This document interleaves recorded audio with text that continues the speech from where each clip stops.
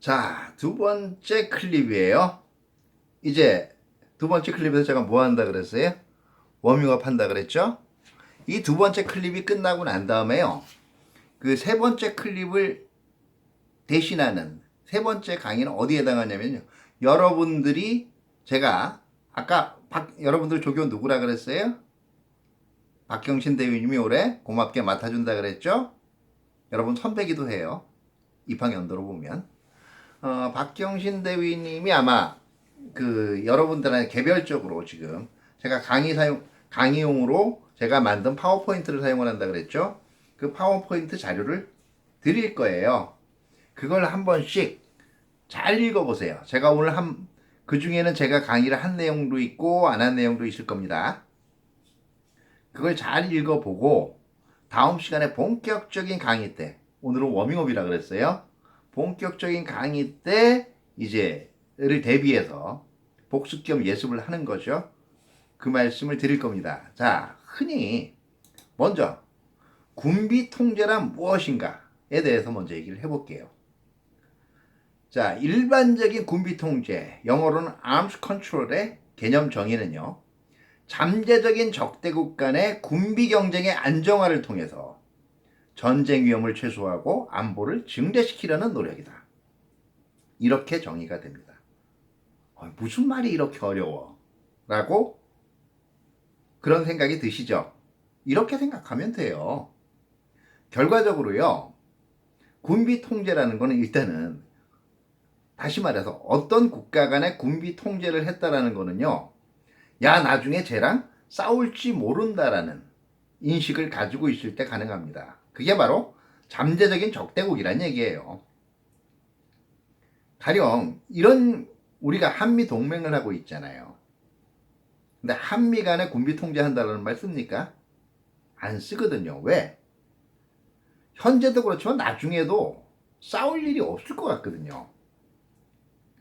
잠재적인 적대국이라는 건요. 결과적으로 나중에 내 직설적으로 얘기하면 적이 될 수 있는 인물이에요. 자, 내가 적이 될 수 있는 인물에 대해서 이길 수 있는 방법은 뭐겠어요? 미안합니다.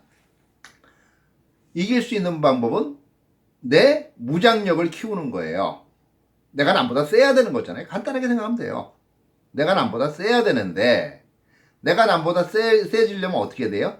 남보다 좋은 무기를 가지고 있어야죠. 아니면 남보다 파괴력이 강한 무기를 가지고 있어야죠.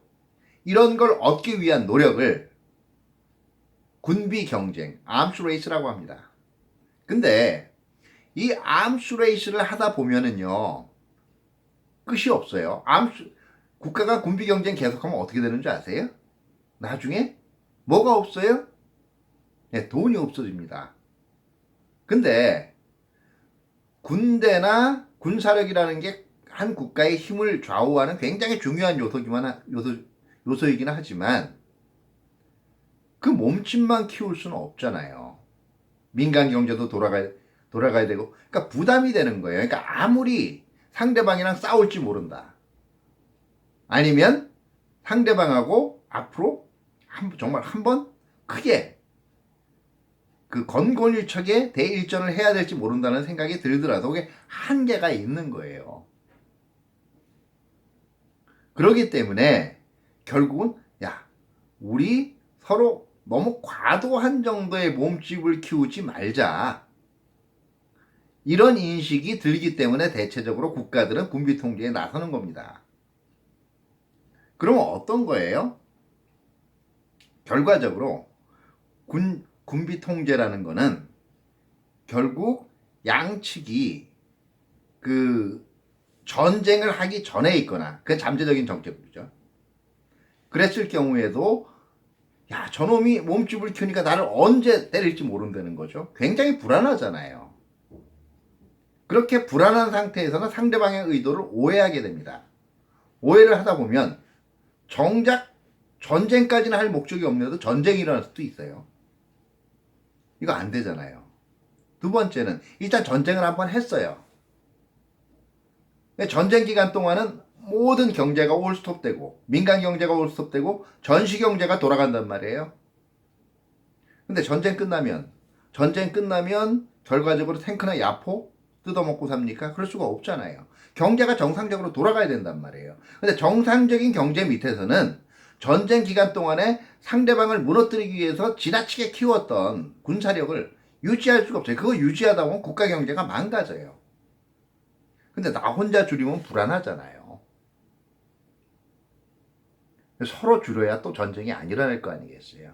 그러니까 대립 상태에 있는 전쟁 전 또는 전쟁 후에 서로 어느 선 이상은 몸집을 키우지 말자. 그리고 몸집을 키우고 있으면 서로 의심이 생기니까 몸집을 어느 정도 키우더라도 몸집 키운 상태에서 상대방을 어느 수준 이상으로 위협하는 행동은 하지 말자. 이런 약속을 하게 되는 과정이 군비 통제예요. 그리고 그 약속을 일단 하게 되면 자, 군비 통제의 과정에 들어선다는 것 자체가 상대방을 잠재적 적으로 본다는 거였죠. 그럼 설사 그 앞에서는 웃고 있어도 뒤에서는 으르렁거리는 거예요. 전쟁을 해서 끝냈다고 쳐도 내가 이겨도 제가 나중에 언제 복수를 할지도 모르겠고 진 입장에서는 그냥 일단은 강화 협정을 했는데 제가 나중에 어떤 무리를 할지를 무리한 요구를 할지 모르겠어요. 불안하잖아요. 계속. 그러면 또 서로의 몸집을 조금 적정선으로 낮추거나 아니면 어떤 특정 군사 행동을 하지 말자는 합의를 하게 돼요. 그런데 그런 사이들끼리 그 합의를 그대로 지킬 걸로 믿을 수가 있겠습니까? 믿을 수가 없단 말이에요. 그러니까 그 합의를 제대로 지키는지 안 지키는지를 서로 감시 감독하고 상호간에 때로는 공동으로 점검하게 됩니다. 양쪽의 눈으로 다 확인을 하는 거예요.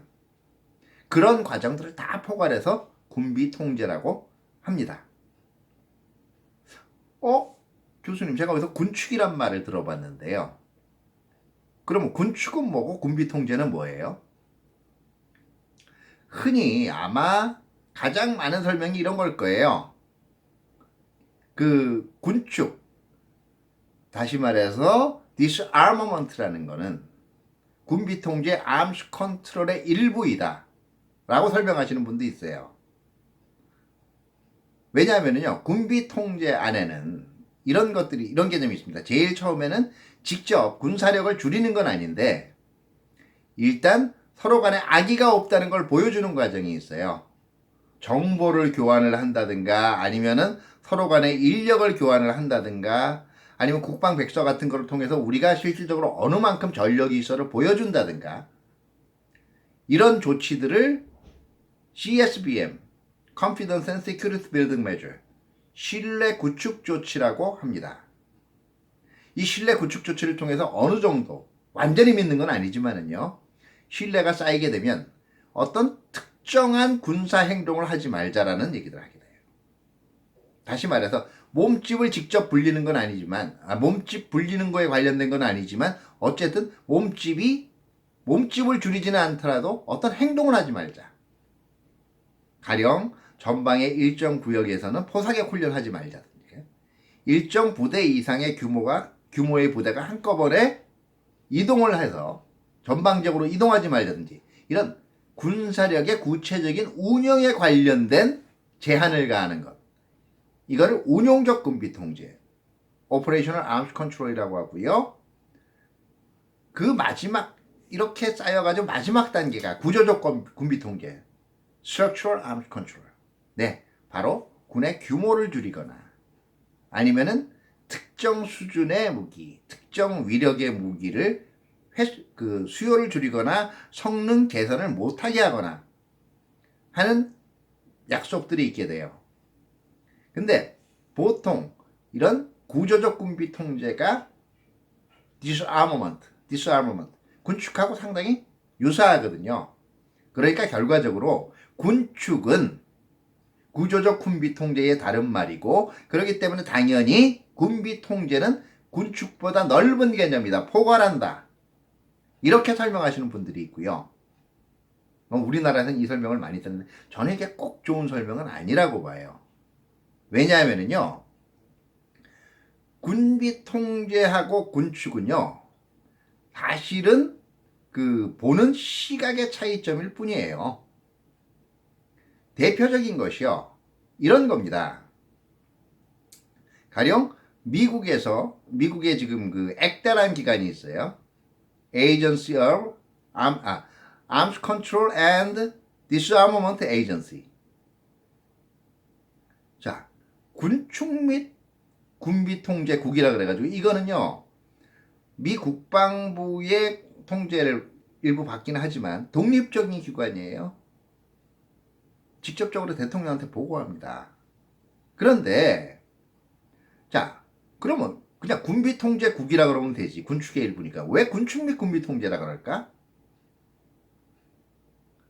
두 개는요, 쓰는 맥락에 따라서 틀릴 뿐이지 내용이 그렇게 틀리지 않다라는 거예요. 가령 뭐 강의하면 설명드리겠지만 유엔 제네바 군축회의라는 게 있거든요. 거기서 일반적으로 얘기하는 병력을 줄이는 구조적 군비 통제만 다루는 줄 아세요? 그렇지 않아요. 거기에서 앞에 나온 운영적 군비 통제나 그리고 실내 구축 조치도 다룬단 말이에요. 그러니까 쓰이는 맥락에서 어느 쪽에 강조점을 두느냐에 차이가 있을 뿐이에요. 가령 이제 이런 거예요. 전쟁을 하기 전에는요, 대부분 처음부터 병력 줄이자 그러면 줄일 나라 없어요. 그러니까 일단 왜 상대방도 줄이는지 안 줄이는지 의심이 된단 말이에요. 그러니까 신뢰를 쌓으면서 차근차근 합니다. 처음에는 실내 구축 조치, 그 다음에 운영적 군비 통제해보고 쟤 진짜 줄이겠다는 생각이 들 때 그렇게 정방향으로 가기도 해요. 그때는 암스 컨트롤이라는 말이 일반적으로 쓰여요. 그런데 급히 줄여야 될 때가 있어요. 아까 얘기한 전쟁 후에 지나치게 무장된 과군비를 어떻게 줄여나가느냐. 이건 그때부터 실내 구축 조치하고 그럴 계제가 아니잖아요. 몸집부터 줄여놓고 왜? 양측 다 계속 전시경제를 지속하면 전후에도 경제적으로 파탄이 나니까. 그런 경우에는 바로 군비 통제보다는 군축이란 개념이 강조가 됩니다. 똑같은 현상을 가지고 용어만 시기에 따라서 강조점을 둘 때 먼저 병력을 줄이는 게 우선이면 무장을 줄이는 게 우선이면 군축이란 말을 쓰는 거고요. 일단 신뢰를 먼저 쌓자라는 단계적인 접근을 하는 취지라면 군비 통제를 쓰는 것뿐이에요. 저는 대체로 이런 그 접근을 더 선호하는 쪽입니다. 마지막으로는요, 이상론과 현실론의 차이라고 보시는 분들이 있어요. 자, 군비 통제는 기본적인 의식이요. 완전히 무기가 없는 세상이 있으면 좋겠지만 무기라는 건요, 인류 발달하고 같이 있어 온 거예요. 근데 무기라는 게 네, 이론적으로 보면요, 무기 없으면 평화 있어요. 무기가 잘 있거나 하면 평화롭다고요. 이거는 근데 이상론이란 말이에요. 디스아머먼트 하자는 얘기는 실적으로 불가능하단 말이에요. 그러니까 무기의 존재 자체를, 무기가 평화의 적이라고 생각해서 무기 자체를 없애자라는 접근이 군축이고, 반면에 어떻게 완전히 없앨 수 있냐? 무기가 가지는, 때론 평화롭기 위해서는 무기도 무장도 필요하거든요. 무기의 존재를 현실적으로 인정하는 가운데 그걸 너무 적대적으로 사용하지 말고 너무 과도하게 몸집을 불리지 말자라는 걸 강조하는 접근은 군비 통제라고 설명하는 분도 있어요. 어느 쪽 설명을 택하든 뭐 일정한 설명력이 다 있어요. 다만 제가 얘기하는 거는 군축이랑 군비 통제가 제가 선호하는 개념은 분명히 말씀드리는데 두 개가 그냥 동전의 양면이에요. 어느 관점에서 보느냐에 따라서 차이가 있는 것 뿐이라는 말씀을 드리려고 합니다. 자, 군축하고 군비 통제라는 거는요, 어떤 쪽으로 보느냐, 가장 핵심은요, 상대방의 위협 의도하고 능력을 제거하는 데 있습니다. 누가 누구를 위협하는 것, 이 중에서 상대방을 밉게 보고 상대방을 증오해서 누구를 어떻게 만들겠다, 누구한테 피해를 주겠다, 이런 생각을 가지고 있는 것을 위협 의지라고 하고요. 의지만 가지고 되나요? 뭐 누가 관심법이나 독심술이 있어서 쟤 어떻게 되라 그러면 그렇게 돼요? 세상이 그렇지가 않잖아요. 그럼 실질적으로 능력을 건설을 해야 됩니다. 여러분들이 갑자기 뭐 여기 대부분이 군 간부들분이 때문에 몸들이 좋은데 여러분들 몸들 좋다 그래도 효도르나 아니면은 그 K1 선수랑 갑자기 싸우라 그러면 좀 꺼려지잖아요. 워낙 등치들이 좋으니까. 능력을 건설해야 되거든요.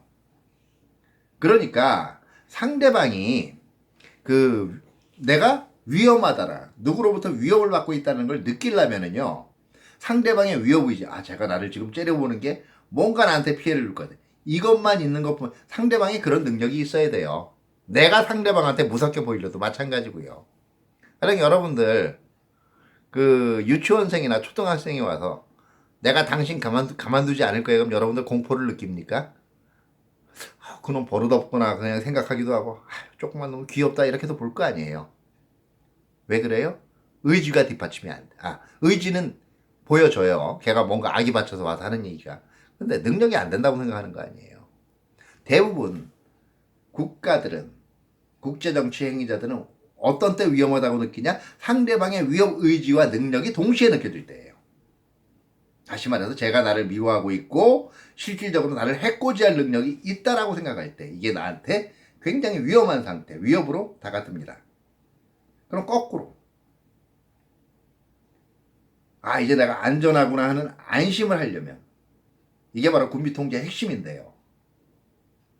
상대방의 위협 의지하고 위협 능력을 동시에 줄여나가는 작업이 있어야 되겠죠.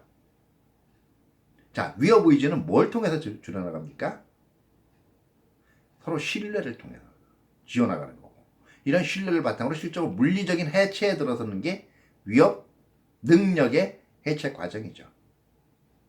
군비 통제는 결과적으로 군사력의 또는 군사력 운용 방법의 제한을 통해서 상대방이 나를 해코지 하겠다는 생각을 없애고 나도 그런 걱정으로부터 서서히 벗어나고 나중에 실질적으로 그걸 물리적으로 보장하기 위해서 과도한 무장력을 제한하거나 해체해가는 과정이라고 이해하시면 되겠습니다. 처음에 나왔던 딱딱한 해설보다는 그래도 쉽죠? 그래도 잘 모르겠어요. 너무 어려워요. 걱정하지 마세요. 군비통제론 강의가 진행되는 동안 핵심적인 강의는 제가 계속 반복합니다. 자, 세 번째 클립을 대체하는 건 뭐라 그랬습니까? 그거 얘기하면 세 번째 클립 안 보실 것 같아서 여기까지 끊고 다시 세 번째 클립에서 계속합니다.